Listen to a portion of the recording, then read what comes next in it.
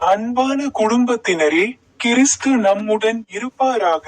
அன்பான பெற்றோர்களே, அன்பான சகோதர சகோதரிகளே, அன்பான முதிய பெற்றோர்களே, அன்பான பிள்ளைகளே மற்றும் இளைஞர்களே, நான் அப்போஸ்தலர் பி. ஜெயக்குமாரன். இன்று மே மாதத்தின் முதல் நாள். இன்று 2026ஆம் ஆண்டின் 5ஆம் மாதம். உங்கள் அனைவருக்கும் இனிய தொழிலாளர் தின நல்வாழ்த்துக்கள். முதல் வேதாகம வசனத்தை பற்றி பேசப்பட்டது. புனித யோவான் நற்செய்தி அதிகாரம் 20, வசனங்கள் 1 மற்றும் 2. வாரத்தின் முதல் நாளில் அதிகாலையில் இருள் நீங்கும் முன்பே மரியாள் மகதலேனா கல்லறைக்கு வந்து கல்லறையின் கல் உருட்டப்பட்டிருப்பதை கண்டாள். பின்பு அவள் ஓடிப்போய் சீமோன் பேதுருவிடமும் இயேசு நேசித்த மற்ற சீடரிடமும் வந்து, அவர்கள் ஆண்டவரை கல்லறையிலிருந்து எடுத்துச் சென்று விட்டார்கள், அவரை எங்கே வைத்திருக்கிறார்கள் என்று எங்களுக்கு தெரியவில்லை என்றாள். பொருள்: இது உயிர்த்தெழுதலின் தொடக்கத்தை குறிக்கிறது. இருளுக்கு பிறகு ஒரு புதிய வாழ்க்கை. கடவுள் முடியாததையும் சாத்தியமாக்குகிறார். ஜெபம்: ஜீவனுள்ள ஆண்டவரே, நீர் கல்லறை கல்லை அகற்றியது போல எங்கள் வாழ்க்கையில் உள்ள தடைகளையும் அகற்றி எங்களுக்கு ஒரு புதிய தொடக்கத்தை தாரும். ஆமென். இரண்டாவது வேதாகம வசனத்தை பற்றி பேசுங்கள். புனித மாற்கு நற்செய்தி அதிகாரம் 9, வசனம் 35.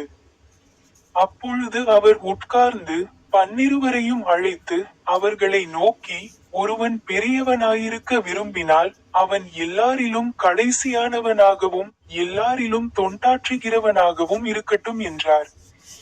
பொருள்: உண்மையான பெருமை என்பது பதவியிலோ அதிகாரத்திலோ அல்ல, சேவையிலும் தாழ்மையிலும் தான் உள்ளது.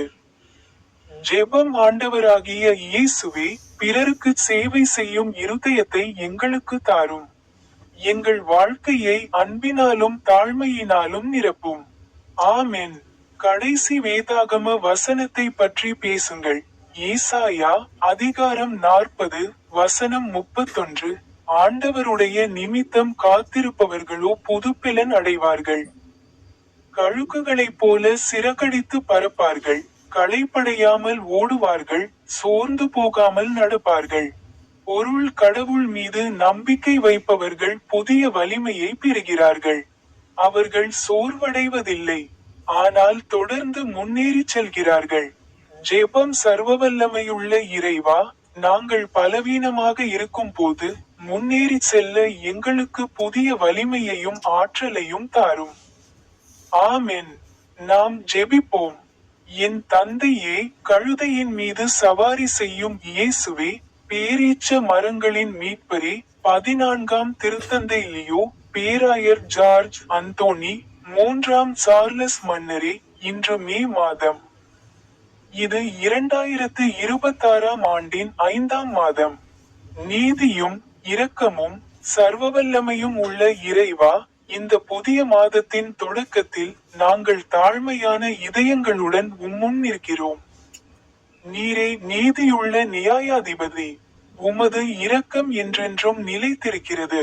ஆண்டவரே, இந்த மாதம் முழுவதும் ஒவ்வொரு தீமையிலிருந்தும், ஒவ்வொரு சோதனையிலிருந்தும், ஒவ்வொரு துயரத்திலிருந்தும் எங்களை காத்தருளும்.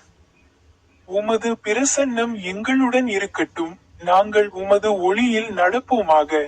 ஆண்டவரே, எங்கள் வாழ்வையும் எங்கள் உழைப்பையும் இந்த மாதம் முழுவதையும் உமது கரங்களில் ஒப்படைக்கிறோம். ஆண்டவராகிய இயேசு கிறிஸ்துவின் நாமத்தில் இந்த இறுதி ஜெபத்தை ஏறெடுக்கிறோம். ஆமென்.